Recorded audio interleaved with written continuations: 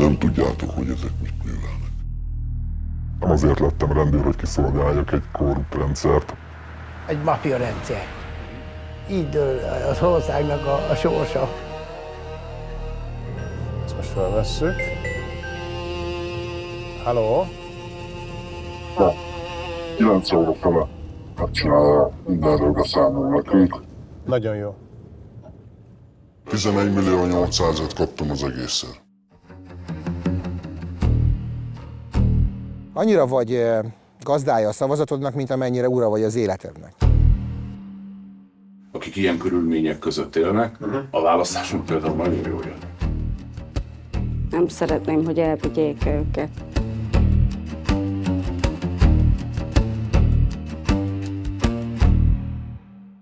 Hát és akkor megérkeztünk Tiszaburára telepre, de megérkezhettünk volna körülbelül 300 másik településre az országban, tehát ilyen szempontból nincs különbség, hogy most hol vagyunk. Itt megállt az élet szerintem. Se szórakozó hely, se ilyen kultúra, valami, ahova beülünk, igaz, hogy rajzolnánk, festenének a gyerekek, akár hangszereket fognának. Ezek egyik sincs szerintem. De szegény asszony itthon a 3-4 gyerekkel hordja a vizet, fürdeti őket, mos rájuk. Mert hogy nincs víz a lakásokban. Lakásokban egyáltalán nincs víz, talán itt az elején van 1-2 lakás, ahol van, és van 2 közkút. Honnan hozzák a vizet 2025-ben? A víznek az értéke és fontossága akkor tudod meg, hogy mennyit ér, amikor minden cseppét cipeled. Tehát, hogy még mielőtt pálcát törsz valaki felett, el kellene ide jönni ebbe a kis házba, és meg kellene kérdezni, hogy neki milyen az élete, milyen a családja, ugyanúgy szereti a gyerekeit.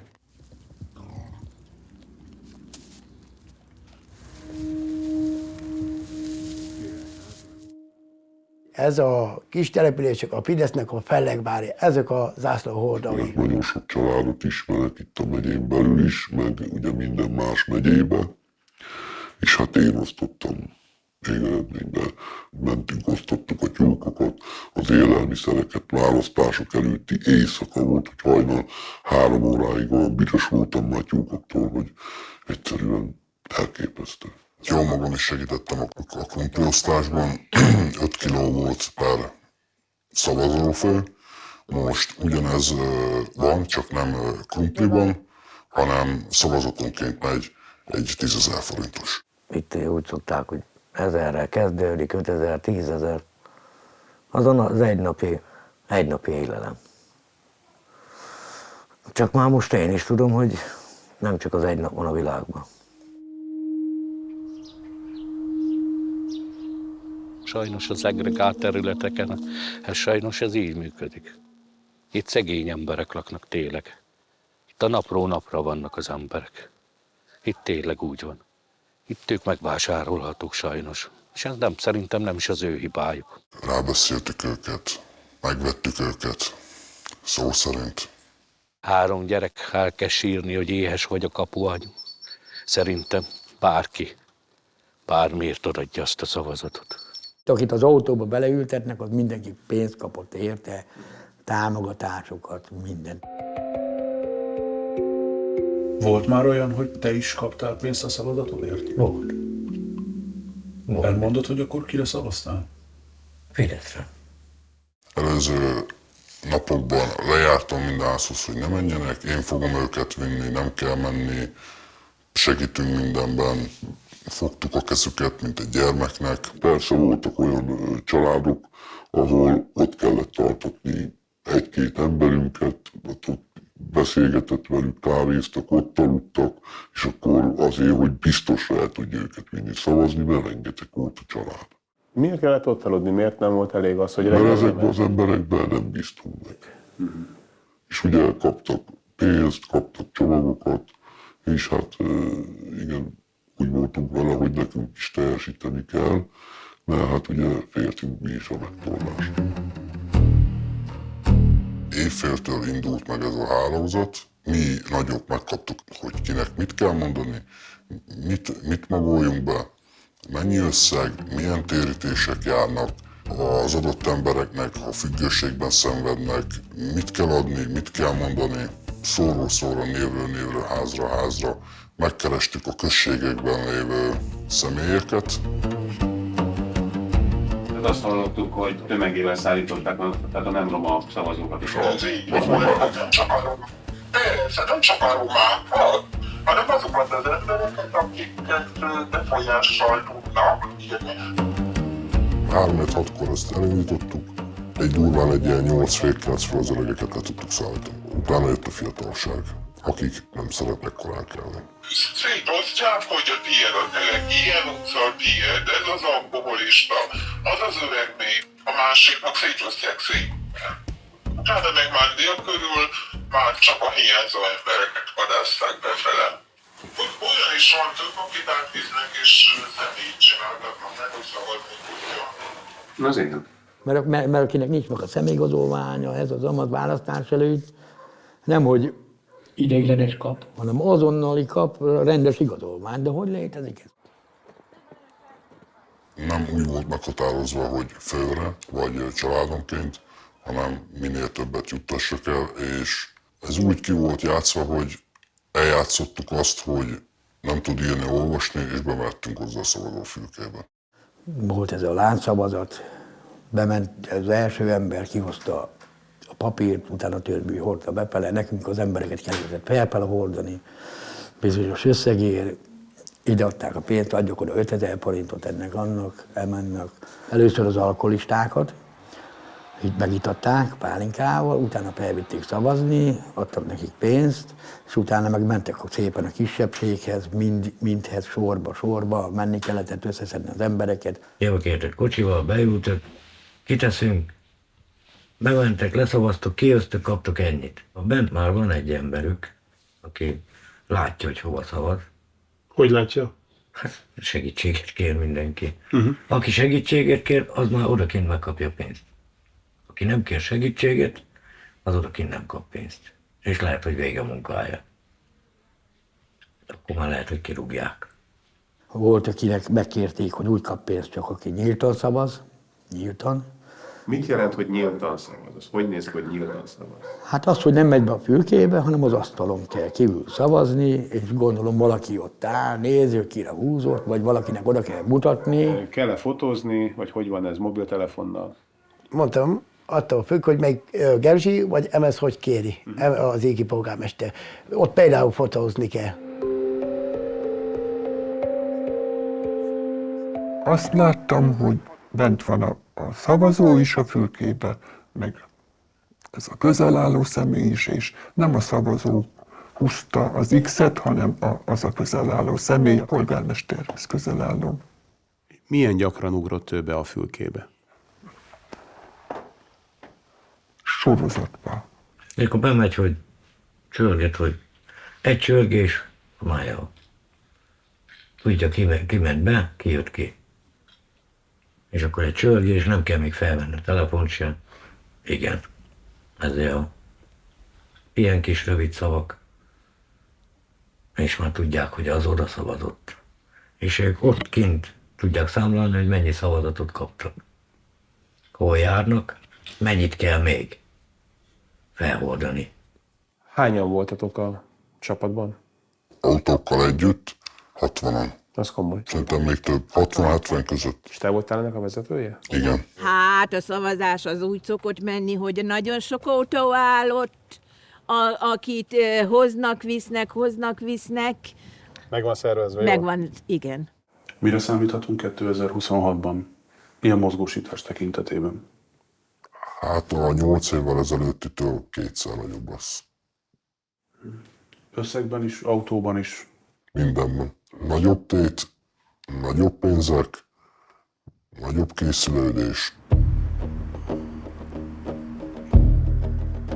106 magyar egyéni választókerületből, nem kevesebb, mint 53, tehát pontosan a felében kiépítették a rendszert, hogy minden választókerületének élén van egy vezető, annak a helyettese, és van 6 vagy 8 adatgyűjtő, akik gyakorlatilag tavaly május és augusztus közötti előkészületek után szeptembertől élesítették a munkát, és először úgy volt, hogy 2025. december 31-éig folyik ez a gyűjtőmunka, aminek a lényege az, hogy szedik be mindazt az adatot, ami a voksolásra szükséges. Tehát név, személyigazolványszám, lakcímkártya, és majd mozgósítják a választásra. Általában óradíjat fizettem. De aki azt mondta, hogy reggeltől estig ott lesz, annak volt egy napi fix bére. Az 70 000 forint. Aki ott volt és bekísérte az embereket fülkéig, el tudták játszani, nem tud írni, olvasni, az kapott napi 35 000 forintot. Meg vannak bízva, az is megvolt, adták oda nekem a pénzt, nekem 1 milliót mondott, és azt kellett az emberek közt 5000-ével ossza. Pálinkákat vittek, leitassák. Ugyanez, ami itt, ugyanez megy. Pillisen is ugyanez megy. Ott is vannak ismerőseim, panaszkodtak.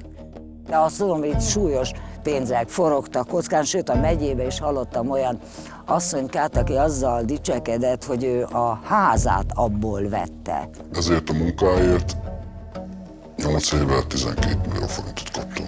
Ilyen hangok vannak, hogy teljesen nyíltan megmondja valaki. Ő szervezte azt, hogy vigyék az autók ide-oda, erre, arra szavazatok. Ő speciál, azt hiszem, hogy fideszes asszonka volt, de hát olyan mindegy, hogy egyik vagy másik.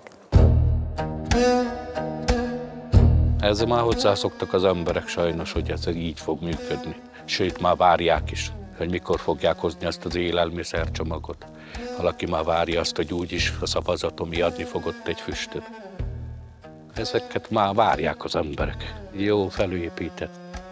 Ezt már ők tudják, ez egy stratégia náluk. Kidolgozott, igen.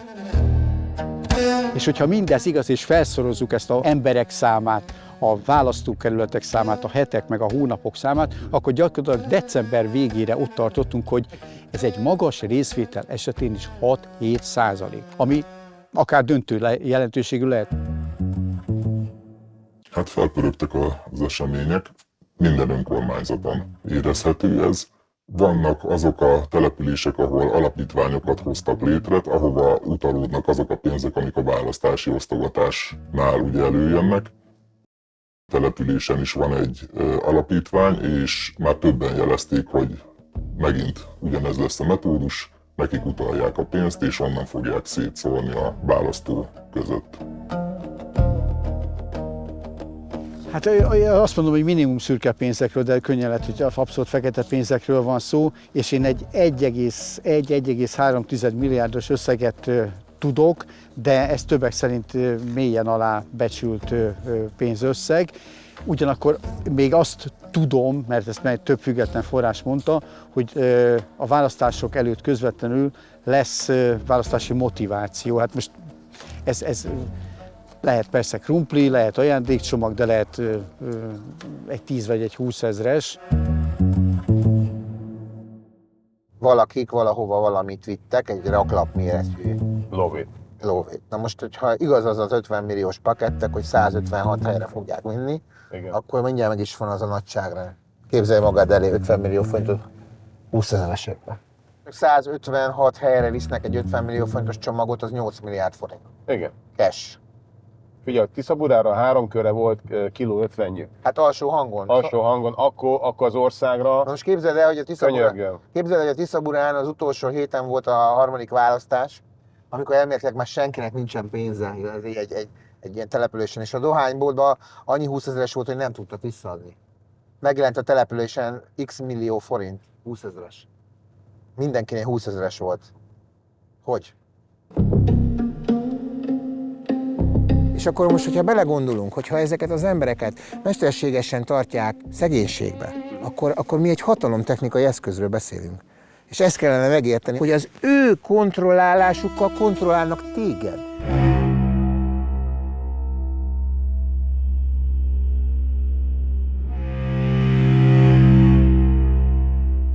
Kocsisoknak kik adták a pénzt? Kiktől kapták meg a pénzt? Hát aki a választókörzetben vannak képviselők ezek. Tehát a Fideszes országgyűlésig. Így van.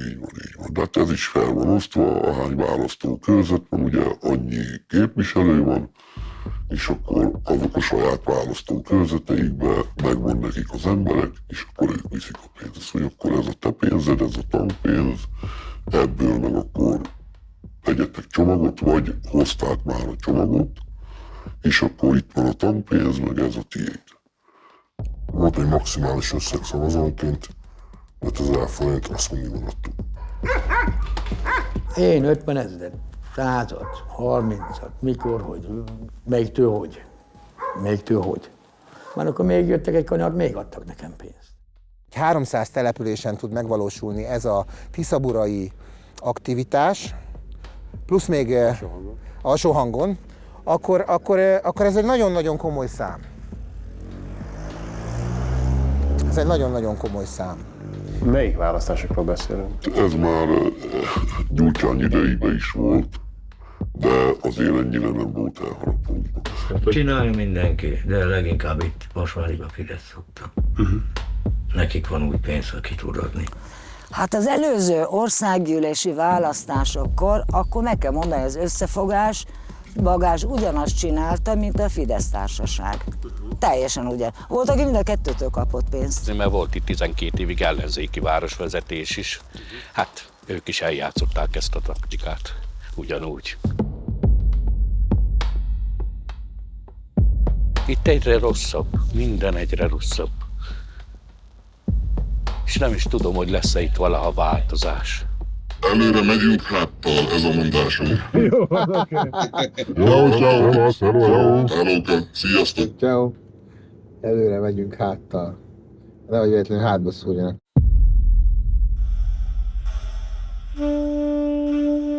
Tisztelt polgármester, hölgyek és urak! A helyzet úgy áll, hogy ezt a választást nektek kell megnyernetek. Ebben a térségben, ebben a választókerületben még jellemző a közfoglalkoztatás.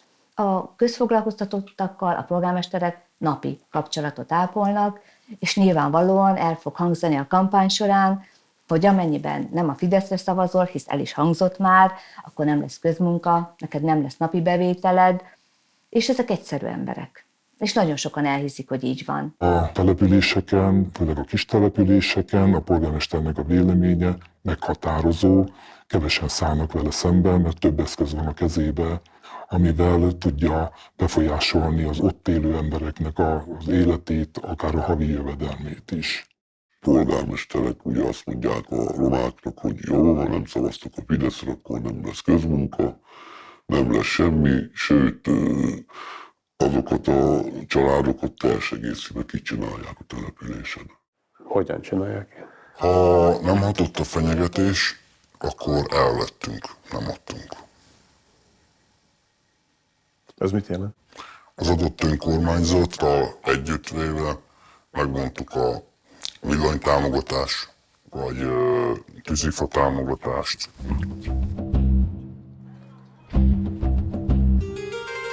Tehát a polgármester, nem szeretném ezt a szót használni, hogy zsarolja, de igenis elvárja a közfoglalkoztatottaktól, a foglalkoztatottaktól, az intézményeknél foglalkoztatottaktól, hogy igenis a kormánypártot támogassák. Nem is kell kimondani azt, hogy nem lesz meg az állásod holnap, ha nem jössz el, mert ezt mindenki tudja, hogy ha nem hiszel, nem lesz meg. Most nagyon súlyosbodik a helyzet, keményen azért ismerőseket, és pont tegnap voltak nálunk, és akkor kőkemény fenyítések vannak, például járási hivatalokban, járási hivatal vezetőket fenyegetnek például. Igen, most ki fenyegeti? Hát a főnök asszonyik például a munkahelyi központban. Hát kötelezően ki van adva a feladat hétvégére, hogy hova kell menni, hol kell megjelenni, táblagépet a kezükbe nyomják, iratják, ugye kopogtatnak, csengetnek befele mindenhova. Tudod? Aha, értem. Táblagép azért fontos, ez a mozgósításnak egy nagyon fontos eszköze. Igen. Mert egy kiugrott fideszes önkormányzati képviselő elmesélte, hogy ő úgy ment mozgósítani a 22-es választásra, hogy a táblagépen látszott, hogy megvoltak neki a címek, online kellett mennie mozgósítani a körzetébe. Egyszer csak csörög a telefonja, és azt mondta, hogy hívták a Sátoraljaújhelyi központból, hogy őket hívták a Lendvai utcai központból, hogy hát az ember áll. hogy mi az, hogy mozgósítás van, és ő áll. Ki vagyunk nézve. Úgy a rendőrségnél, úgy az orvosnál, úgy akárhol megyünk, kinéznek, hogy nem ránk szavaztál, hogy nem velünk vagy magyarul. Akkor nem kapol közmunkát, nem mehetsz dolgozni, nem csinálhatsz ezt nem kapod, elveszik a laktámot. És hát sorolhatnám, rengeteg dolog van, amivel tudnak ártani ezeknek a családoknak. Ha végignézzük az elmúlt 15 évet, akkor egy nyílt politikája volt a Fidesznek, és hangoztatta is, hogy mindenki ezzel jusson. Azokat támogatják, akik az ő politikai oldalukon áll, egyébként az ellenzéki oldalon lévő önkormányzatok pedig nem kapnak semmiféle támogatást. Olyan kevés a pályázati forrás, javarészt csak a magyar falu pályázatokban bízhatnak a kollégák, és ez mind-mind az országgyűlési képviselőnk jó indulatán és segítőkészségén múlik. A polgármester, ha nem dolgozik és nem úgy végzi a munkáját a kormányzat felé, akkor nem fog kapni pályázatot. És borzasztó látni ezt az igazságtalanságokat, hogy vannak olyan települések, akiknek még be se kell adni a pályázatát, és hullik rájuk, ömlik rájuk a pénzeső, és nekünk meg mennyit kell teperni bármennyi kis apró forrásért. Miközben én ugyanúgy szeretem a településemet, mint az a polgármester, akire hullik a pénz. Egy 500 méteres járdaszakaszt nem tudom, hanyatszor, 10-szer adjuk már be a magyar faluba. Képviselő úr itt Szamossáiban ígérte meg, a járda, amíg az elődöm építette, beleesik az árokba, és nem tudunk 10 millió forintot elérni. Könyörgöm, tényleg. Ilyen igényeink vannak, tehát nem milliárdos dolgokról beszélek, vagy egy falubusz, ami már kiesik alólunk. Azt halljuk több településről, hogy ezeket a magyar falubuszokat használják a szavazás napján. Természetes. Szavazók utaztatásra. Ez szerintem természetes. A békemenetre is ezekkel a falubuszokkal mennek, ez 100%. Senkibe meg sem pisszen ezzel kapcsolatosan sem semmi. Tehát állami pénzzel. Na, de hát a Fidesz adta, nem az állam. Tehát a Fidesz adta a falubuszt, akkor a minimum, hogy a fideszes busszal felmegyünk a békemenetre.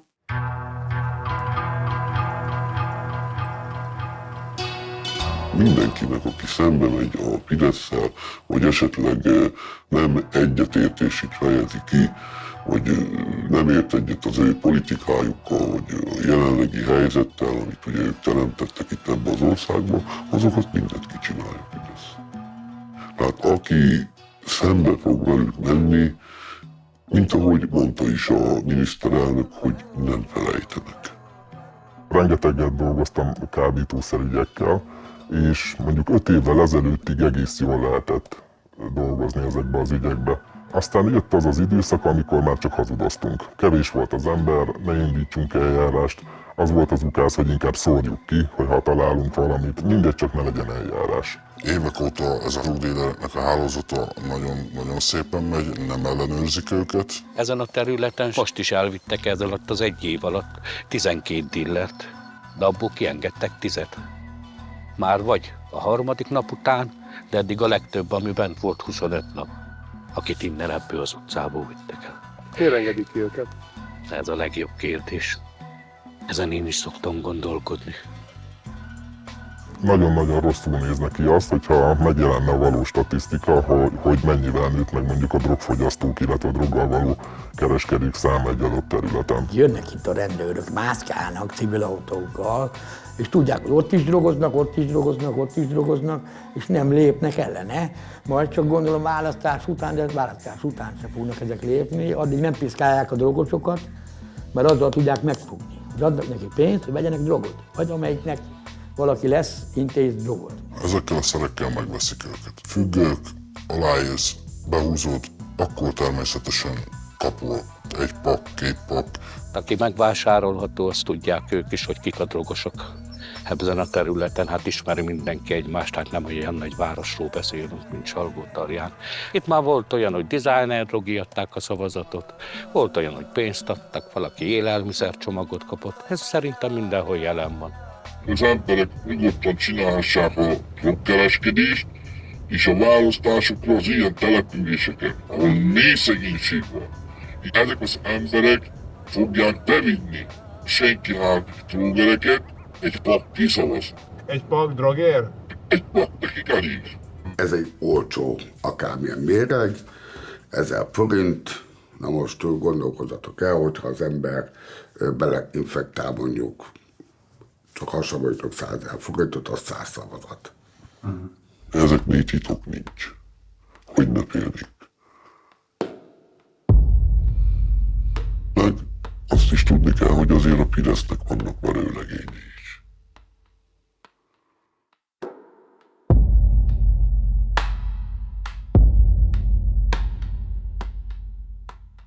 Hát van olyan település, ahol egyébként a polgármester, illetve a férje közösségi médiában szokott olyan fényképeket feltölteni, ahol éppen nagyon nagy szórakozás van, és a társaságnak csak a fele kábítószerdíler. Ezekkel az emberekkel ez a polgármester például azért tartja a kapcsolatot, mert ezek tudják befolyásolni ugyanígy a szavazatokat. A Fidesz beveszi a striciket, a bűnözőket, érted, mert azok tudnak az emberekre, mit tudom én, milyen nyomást gyakorolni, érted?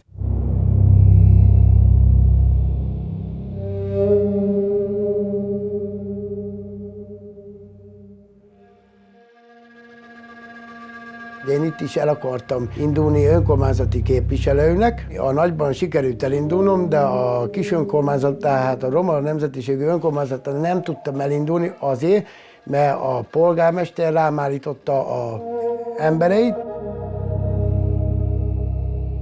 A Mesterúti Hádamhoz meghívtam a Tiszavasvári polgármester jelölteket. Mert még én akkor jelölt voltam. És megjelent 2 polgármesterjelölt, 2 országgyűlési képviselőjelölt. A roma kisebbségből csak én voltam. Lezajlott minden, ami ott. Ott le kellett fejlődéstől kezdve, beszélgetés, minden. Rá 2 nap múlva megjelent az EON nálam, és kikötött a villanyomat. De mondom, hát miért? Ne haragudj, azt mondja, felsőbb utasításra kötöttük ki a villanyodat. Onnantól kezdve nem is kötötték vissza, hiába kifizettem volna. Ez egy folyamatos dolog. Ez nem úgy van, hogy a választás előtti napon hirtelen megijesztjük őket, hanem ezt úgy kell kezelni, hogy a mindennapi életükben ott legyen a félelem. Hogy tudják azt, hogy ki a főnök, hogy az önkormányzat a teljhatalmú úr. És ez nagyon jellemző. A szegényebb rétegeket, a kevésbé művelt rétegeket nagyon-nagyon sakba tudják vele tartani. Ez mennyiben a romákat érinti, mennyiben érinti ez a nem romákat? Így a romákat is, vagy nem romákat is. Attól nem a Fidesz-szel egyet, az mind ki van nézve. 2 nap múlva jöttek, kikötötték a vizet is. Volt bármi hátralék? És hogy... Semmilyen hátralék nem volt. Semmi. Ugyebár ezek megtörténtek, és akkor felmondták is, hogy lehet ez még rosszabb is. Nem csak így, hanem lehet még rosszabb is. Lett is rosszabb. Mint alázatos szolgák felmennek az emberek. Mert tudják, ha nem fognak felmenni, mit tudom én, szavazni, akkor ennek lesz hátulütő dolga. Vidéken, kisfalvakban ez a bevett szokás az, hogy el kell menni, mint a király idejükben a hűbéresek, meg a vasallusok tartoztak a, mit tudom én, a feje balaujának. Ez úgy működik.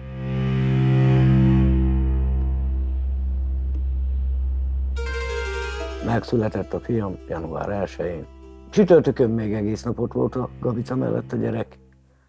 Pénteken reggel még ott volt a gyerek. Délután, ebédszünet után már elvitték a gyereket, hogy most szóltak a gyermekjóléti szolgálattól, hogy nem hazahozható a gyerek.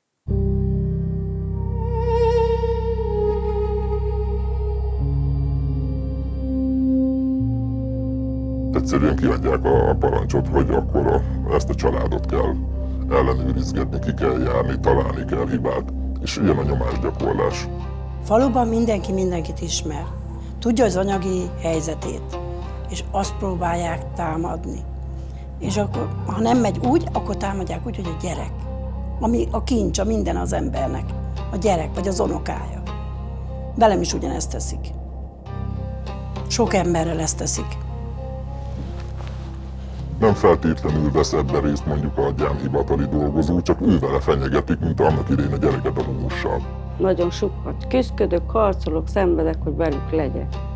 Nem szeretném, hogy elvigyék őket. És ugye elég egy-két jelzést adni mondjuk egy gyámügyesnek, hogy ki kelljen mennie. És ha már kiment és megjelent, onnantól kezdve beindul a félelem az emberekbe. Senki nem akarja odaadni a gyerekeit.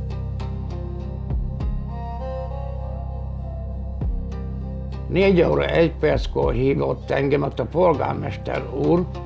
Na, ide figyeljen csak, Gyula bátyám, holnap reggel már ott lesznek a gyámügyesek, és elvitetem a gyermekeket. Nem is engedte, hogy szavazzunk, csak rám nyomta a telefont. És másnap reggel 8 óra előtt 2 perccel már itt voltak a gyámügyesek. Kérdezem a szomszédokat, elsőnek az van, hogy gyám alá veszik a gyermeket. Itt meg már azt mondta a polgármester, hogy elveszi, elviteti. Pedig szerintem ahhoz képest, hogy szegényesen élünk, vannak tőlünk rosszabb helyzetű emberek is. Mert ugye ruhánk megvan, a gyermekeknek minden, akkor a gyermek jó tanuló, okos, hangos olvasás versenyen is volt, 2-szer. Én megmondom az őszinte igazságot. Vitesse, ha el tudja vitetni, de a testemen keresztül vitetig el. Mert én biztos, hogy egy embert megölök. Miért fenyeget azzal? Én szerintem ezek a fenyegetések azért voltak, meg lesznek is, mert édesapám megmondta neki a telefonban, hogy ő nem fog rájuk szavazni a Fideszre.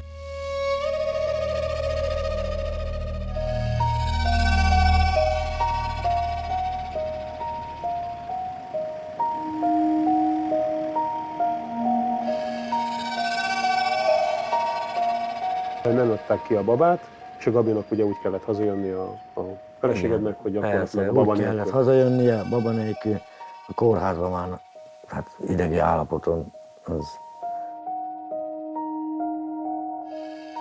olyan alig bírtam megnyugtatni, hogy nem, úgyis hazahozzuk, mert addig nem nyugszunk, még haza nem hozzuk. Itt úgy lett a gyermek bent tartva a kórházban, hogy itt gyámügyi határozat nem született, tehát ami önmagában is jogellenes. Úgy nem lehet senkit kórházba hagyni és kiemelni, hogy nincs jogerős gyámhivatali végzés. Önmagában nonsens az, hogy a gyermekjóléti szakszolgálat ad úgy utasítást egy kórháznak, hogy nincs, mondom még egyszer, nincs jogerős végzés, tehát ilyen nincs. Ez egy hatósági teljes anomália. Ő nem hatóság, a gyermekjóléti szakszolgálat, ez nem hatóság. A hatóság a kormányhivatal, a járáshivatal, a gyámügy, és kész. Bíróság, rendőrség, ügyészség, ezek a hatóságok. És ezt elmondtam is a járásvezető úrnak, hogy ezek után gondolkodni fogok azon, hogy esetleg, mivel nem a gyámhivatal volt a hunyó, hogy az ellen a gyermekjóléti szakszolgálat ellen egy eljárást kezdeményezünk. És ez azért érdekes, mert ugye ez az ellenjelölt, aki végül is győzött a Tibivel szemben, ő nem a gyámnál van, gyámhivatalnál van, hanem aki eljárt, akinek nem lehetett volna eljárni ebben az ügyben. És csodálatos módon Golonci Attila telefonált a gyermekjóléti központba, még lesetett a telefon, de már itt voltak. A gyermekjóléti szolgálat. Ó, hát itt nagyon, jaj, minden megvan.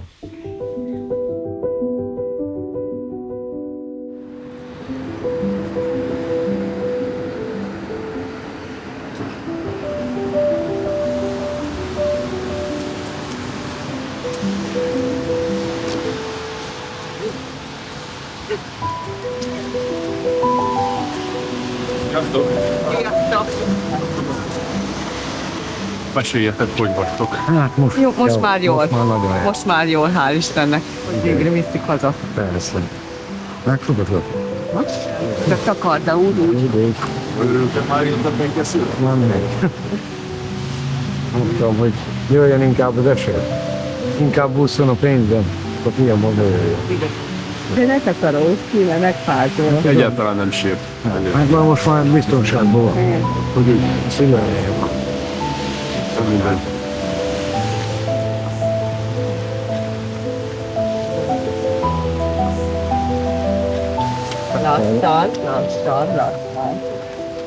Lassan. Bent vagyunk. Mi az? Nagy ember.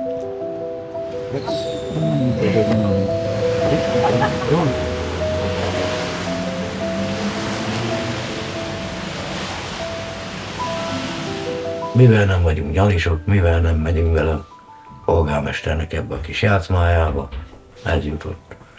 Neki csinálnak úgy, hogy vagyok. Én azért nem merek elindulni. Nem azért, mert félek tőlük, vagy valakitől, hanem vannak gyerekeim. Mert ebben nagyon nagy lelki problémákat okoztak nálunk amúgy. Igen. Úgyhogy erre kell, hogy gondoljak.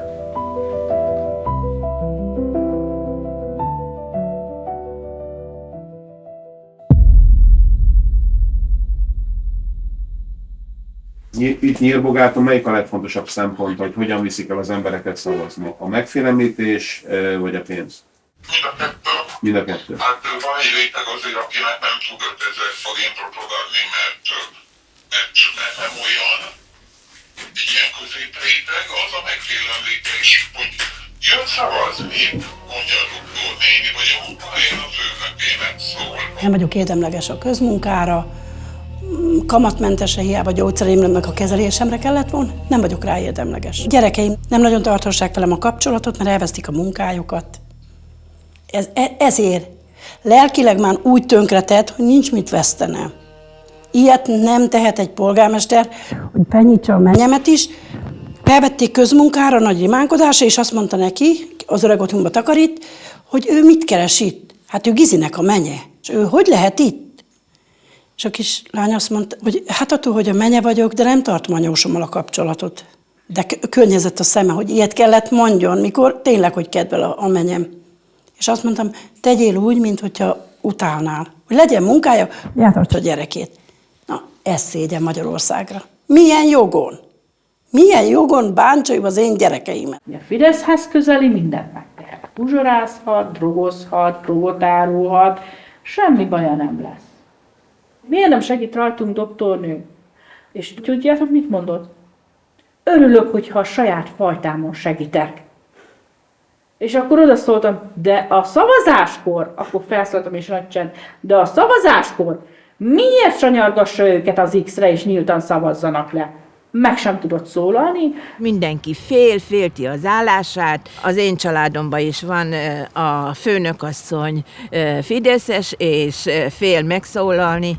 Ez most a rendőrségi autó jön, bocsánat, vagy nem rendőr? Nagyon félnek az utcába. Mennyire? És az egész faluban, nem csak az utcában.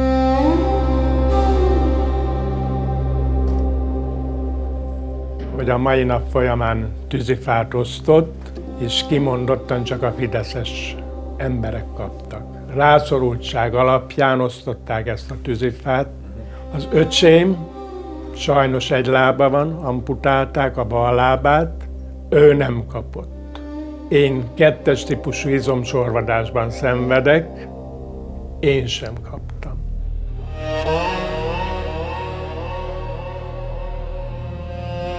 Hogy egyszerűen ennyire fontos az, hogy a szociális tűzifát kiosztják, vagy nem osztják ki, hogy ki kap, meg ki nem kap. Tehát, hogy ekkora baj van vidéken. Ez a konklúzió. Ennyire fontos, hogy a tűzifát ki kap, és ki nem kap. Én nyírbogáti vagyok, és nagyon sokan elmondják, hogy itt ezért nem mernek megszólalni, reszketnek, mert betegek lehetnek, vagy a gyerekük, unokájuk, bárki akar itt, hogy orvos alkalmasságit kell. Elveszíti a munkáját. Így van, illetve még az is, hogy az idősek otthonának sokáig ő volt a vezetője. Most is az idősek otthonának ő az orvosa. Tehát ez is egy függőségi viszony már. Ha valakinek bent fekszik, valami szerettemel, mondjuk beteg, akkor már nem mer nyilatkozni. El kell neki menni szavazni, mert felhívják a figyelmét, hogy el kell menni szavazni. Mert akkor, szóval ez egy borzasztó kiszolgáltatott helyzetet teremt itt Nyírbogáton, ez a fajta függőség. Viszony. Összevonálta velünk a praxist, és így lett egy, szerintem ő ezt tudta, hogy ezzel tud hatalmaskodni. Hogy mindenki hozzátartozik, ezzel vissza lehet nagyon jól élni, de meg akkor a hatalmat szerzett magának, hogy egy hatalmat. Az emberek félnek, hogy nem írja ki a gyógyszert, nem fogja fogadni, és akkor nem tud hova menni, ha nem megy el szavazni bármivel. Hogy az üzemorvos. Konkrétan ugye? így van. Meg a Illetve háziorvos. üzemorvos a kistérségbe, a közmunkásoknál is. Tapasztalatom volt, hogy elmentünk más településekre, és ott is félnek, mert a nyírbogáti dr. Rizsák Ildikó az üzemorvosuk, és félnek, hogy nem kapják meg az orvos alkalmasságit. Ha jönnek aláírás gyűjteni, akkor nem fogják odaírni a nevüket, mert akkor félnek hogy nem írja ki neki a gyógyszert, vagy a családjának, vagy az unokáinak, mert özvegy asszonyok laknak ebbe a kis utcába, és mindenkinek van gyereke, unokája, és félnek. Erre ki gondolt volna, hallott, hogy egy körzeti orvos? Most már mindenkinek hozzá kell menni. És egy pofabe és alapállás. Rám szavazol? Kapsz algópirin. Nem? Felni fog a fogad.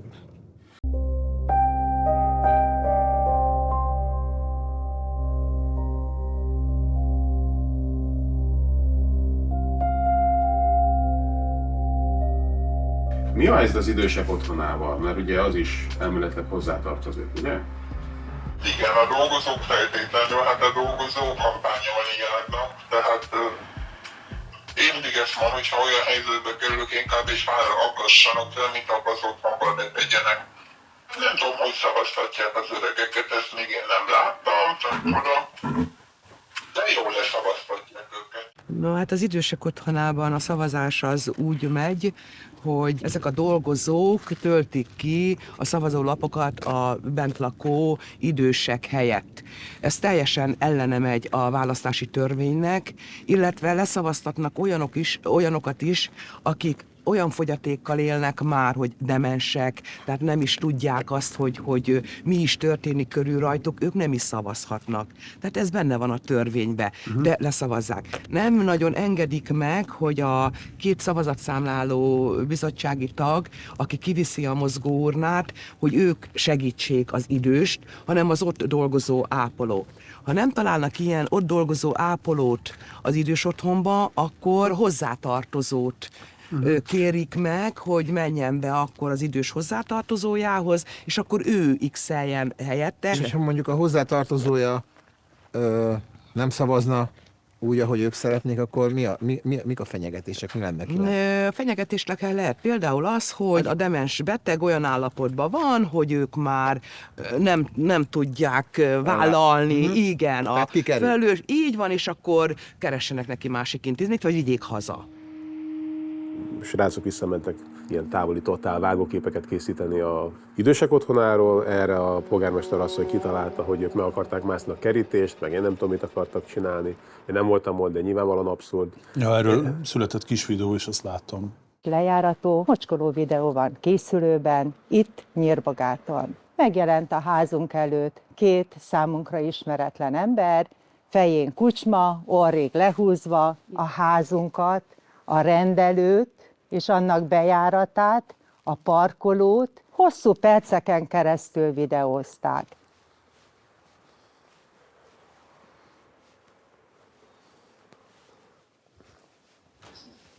Kezi csókolom, polgármester asszony. Kezi csókolom. Üdvözlöm. Tímer Áron, üdvözlöm. Tudunk egy interjút készíteni? Köszönöm szépen. Köszönöm szépen, nem kívánok élni a lehetőséggel.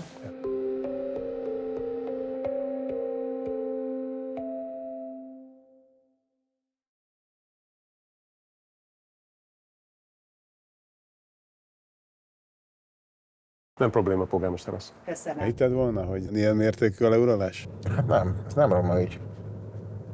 Mondom, ide járnak a szicíliaiak, ide járnak továbbképzésre. Nem roma így ez.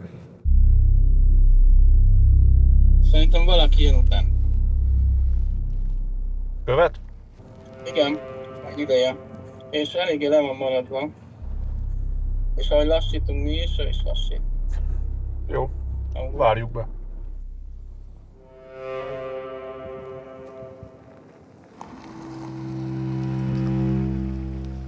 Miért videóz engem? Tetszek magának? Igen. Igen? A természetet videózom. Igen? Akkor nyalja ki a segget.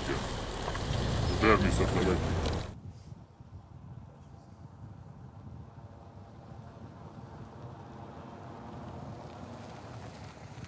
Tiszteletem? Megkérdem valamire.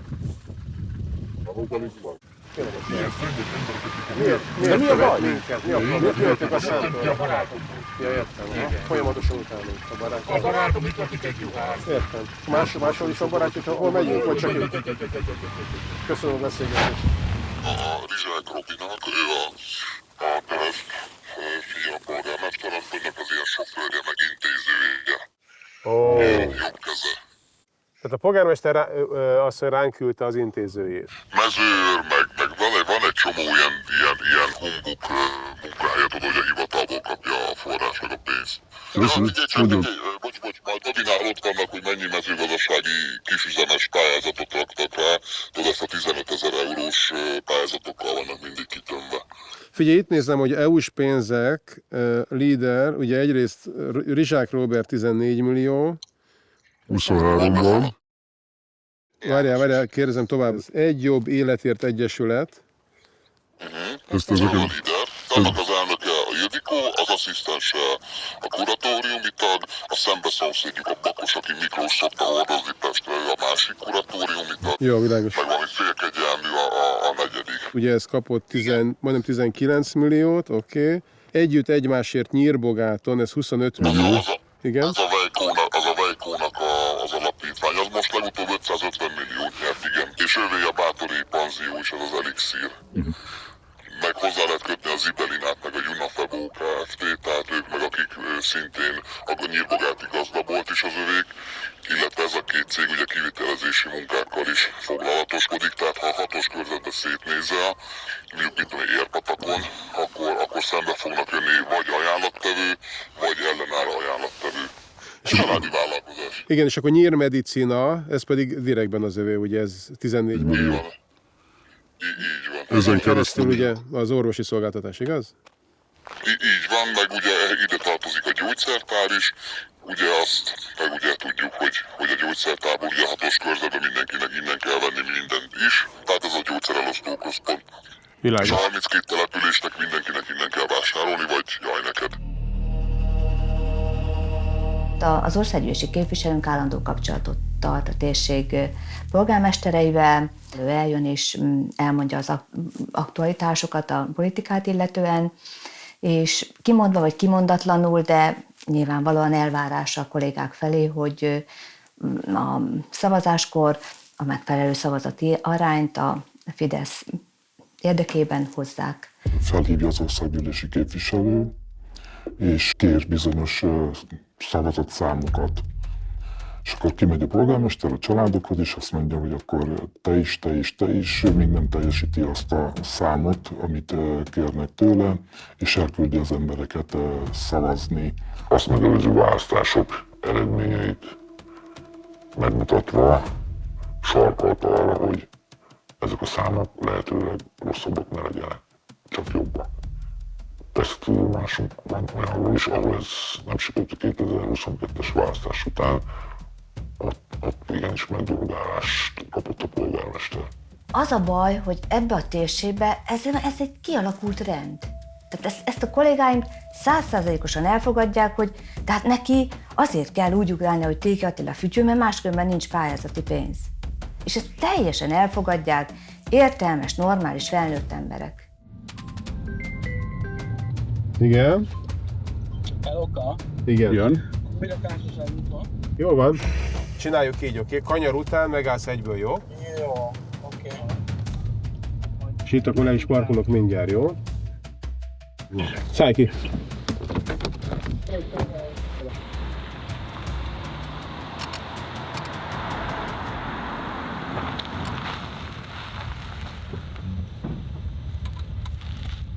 Uram, elmondtam. Rendészeti feladatot ellátó személy vagyok. Ne videózzon. Uram, miért zaklat minket? Én? Tisztelettel kérdezem. Én mezőőr vagyok. Értem, de itt most hol a mező? És akkor ott mit csináltak? Drogoztak talán? Igen. csináltuk? Igen, Drogoztak. szerintem drogoztak. Nem. De szerintem igen. Uram, a megfélemlésre nincsen szükség. Kultúrált beszélgetés, te igen. Jó? Tehát az a kérdés, hogy miért pont most tartóztatták le, hogy ez véletlen, vagy pedig azért, mert mi itt vagyunk, és meg akarják akadályozni, hogy beszéljen.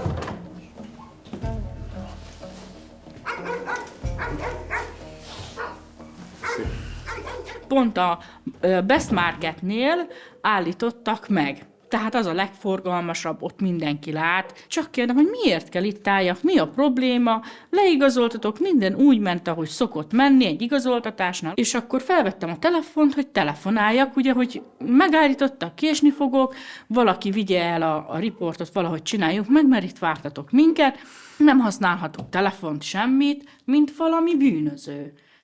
Én ugye tiszteletbe tartottam, és szépen kivártam, de az, hogy közel 3 óra hosszáig, és úgy engedtek el, hogy ugye feljött a kisfiam, és azt mondta, anya, elmentek a sajtósok, elmentek az újságírók, és akkor billentett a fejével, na akkor most már mehet.